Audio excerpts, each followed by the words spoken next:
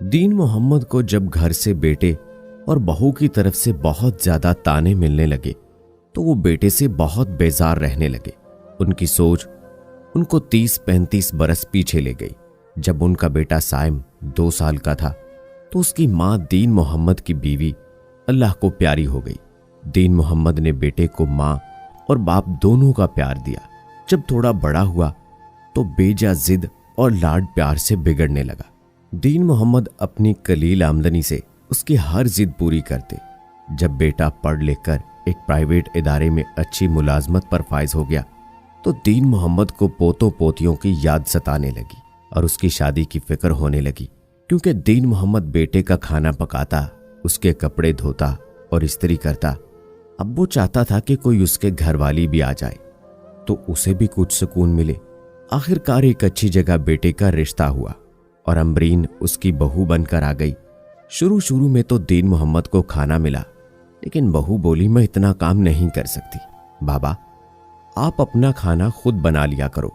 बाबा ने बेटे और बहू को देखा और खामोशी से सर झुका लिया। उसकी आंखों से आंसू के चंद कतरे गिरे, जो बेटे और बहू ने तो नहीं देखा, लेकिन खालिक के कायनात की अदालत में वो आंसू के कतरे पेश हो गए। अगले दिन बेटा बाइक से फिसला और मामूली जख्मी हुआ। मतलब अल्लाह की वार्निंग मिली। दीन मोहम्मद पागलों की तरह बेटी की खिदमत करता, लेकिन बेटा जब बाप से बात करता तो झिटकियों की सूरत में।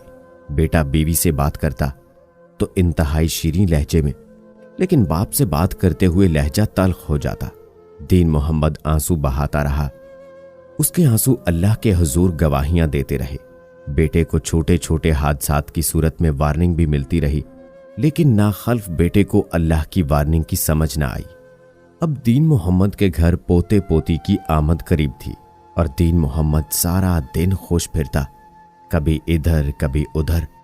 एक दिन दीन मोहम्मद को बहू की जानिब से नया हुक्म मिला, बाबा मेरी माँ और बहन आ रही हैं, जगह कम है, आप किसी दोस्त के पास कुछ दिन गुजार लें या फिर साथ वाली मस्जिद के हुजरे में क़याम करें। दीन मोहम्मद ने बेटे और बहू को देखा और बोला ठीक है मैं चला जाता हूं, मेरी वजह से तुम्हें तकलीफ हो मुझे गवारा नहीं, पर बेटा अपना ख्याल जरूर रखना और एक बार मैं तुझे सीने से लगाना चाहता हूं, बड़े दिन हुए तुझे सीने से नहीं लगाया।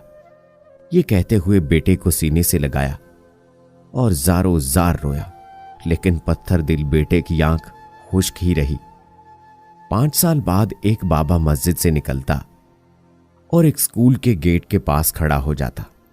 वहां से छुट्टी टाइम एक बच्चा निकलता। बाबा बड़ी हसरत और प्यार से बच्चे को देखता और अपनी आंख के आंसुओं को दामन से साफ करता हुआ चल पड़ता। ये बाबा दीन मोहम्मद था, जो अपने पोते को देखने के लिए रोज छुपता छुपाता आता और देखकर चला जाता। ये मामूल चलता रहा। एक दिन बाबा हुजरे में बैठा हुआ था कि उसका साबका पड़ोसी आया और बोला, बाबा तेरी बहू पागल हो चुकी है, तेरा बेटा कैंसर की लास्ट स्टेज पर है, तुझे कोई खबर नहीं है, जाकर उनका हाल तो देख। तेरे पोते को तो तेरी बहू के भाई ले गए हैं, वही उसका ख्याल रखते हैं, मगर बहू को मेंटल अस्पताल में दाखिल करवा दिया है। बाबा जब अपने घर पहुंचा तो दरवाजा खुला हुआ पाया। अंदर कमरे में एक गंदी सी चारपाई पर एक हड्डियों का ढांचा पड़ा हुआ था, जो कि उसका बेटा साइम था। यह देखकर बाबा बुलंद आवाज से रोने लगा और बेटे को सीने से लगाया। बेटा इशारों में कुछ कह रहा था। कान लगाकर सुना तो आवाज आई कि बाबा क्या मेरी गलतियां, मेरी खामियां, मेरे गुनाहों की बख्शिश हो सकती हैं? क्या आप मुझे माफ कर सकते हैं? मैं सो नहीं पाता, मेरी जान जिस्म से निकलती नहीं है, सुकून खत्म हो चुका है। बाबा बोला, मेरे बच्चे मैंने तुम्हें कभी बद्दुआ नहीं दी, मैं तुझसे राजी हूं, अल्लाह भी तुम पर रहम करेगा।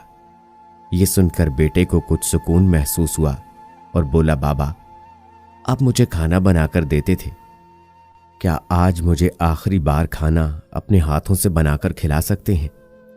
दीन मोहम्मद बाजार गया, खाने के लिए कुछ सामान लाया और बेटे के लिए खाना बनाया और बेटे को खिलाने लगा। 2 लुकमे ही खिलाए कि अचानक खांसी का दौरा पड़ा और सांस निकलने लगी। दीन मोहम्मद कलमा पढ़ने लगा। फिर आखिरी हिचकी ली, उसके साथ ही साइम की रूह परवाज कर गई। दीन मोहम्मद ने बेटे की आंखें बंद की और अपने नातवां कंधों पर जवान बेटे की लाश उठाने की तैयारी करने लगा। दोस्तों, ये दुनिया फानी है। भाइयों और बहनों, खुदारा अपने मां बाप की कदर करो। किसी लड़की से बात करते हुए लहजा बहुत शीरीं होता है, लेकिन मां बाप से बात करते हुए यही लहजा तल्ख क्यों हो जाता है? मां बाप से बदसलूकी अल्लाह को गवारा नहीं। साइम को तो माफी का मौका मिल गया, लेकिन अगर हमें यह मौका भी ना मिला तो ठिकाना जहन्नम होगा। मेरे प्यारे नबी सल्लल्लाहु अलैहि वसल्लम का एक फरमान जन्नत को उठाकर मां के कदमों में बिछा देता है, लेकिन आज का गाफिल मुसलमान इस फरमान को भूल चुका है।